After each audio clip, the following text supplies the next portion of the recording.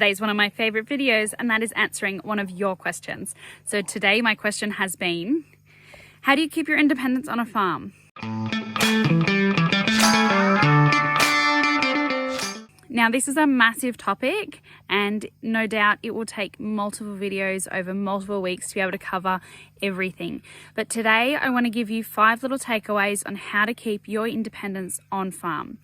Now, this could include making sure that you, when you move to the farm, have your own mailbox.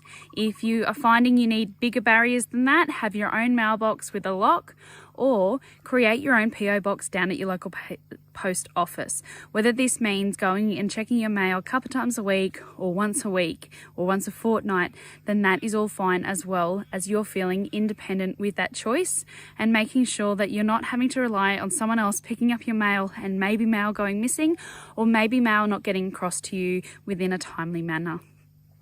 Other independence along the same lines of this could include making sure that you have your own personal mobile phone.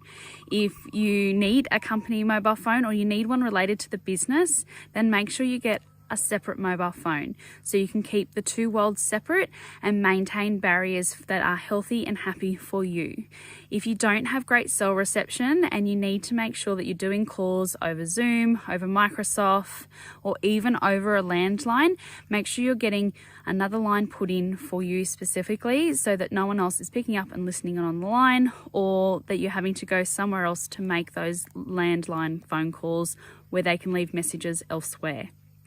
Another piece that you could try is making sure that you keep your own emails. So if you've got your own emails, instead of using them for the business or using them for the property, you can also just create that second email list. We're keeping everything separate. We're able to maintain barriers that are happy and healthy for us as we continue living our rural life and becoming part of the farm.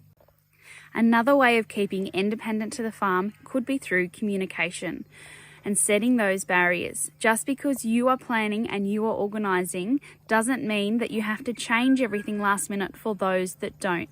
Farming and agriculture is a very adaptive, is an interchangeable industry. Things do happen last minute. So what can be good practice is making sure that you set your barriers, you set your time, and you set what is important to you and what is important to your family. And we don't move those posts so that we're able to maintain and get things done that has to be done. Now, if there are things happening that can be flexible and then can be changed, then I'm not saying don't go with the flow for these, because this will make it easier for your partner, easier for the farm. And sometimes we do have to make those last minute plans and changes. If something can be put off until the next day when you are in town, or you don't have a doctor's appointment or something like that, then we can be flexible within the structure and within planning. If you do have a shared calendar, whether that's one for the family, whether that's one for the business, you don't necessarily have to put in exactly what that appointment is for or exactly what you're doing with that time to be able to maintain your barriers. You can just black it out if it's a shared calendar, or say, I'm unavailable at this time. This will help you with looking after yourself, with maintaining your family, as well as looking after your farm and your farm animals. If you know that to do a job before it gets dark, before it gets unsafe, it has to be done by a certain date or a certain time, then make sure that that's one of your goalposts that you're not moving on. Can I go and do this task and then come back to this task because it can be done after dark, or it can be done at a later date? And making sure that we do come back to that task to make sure that it's all okay.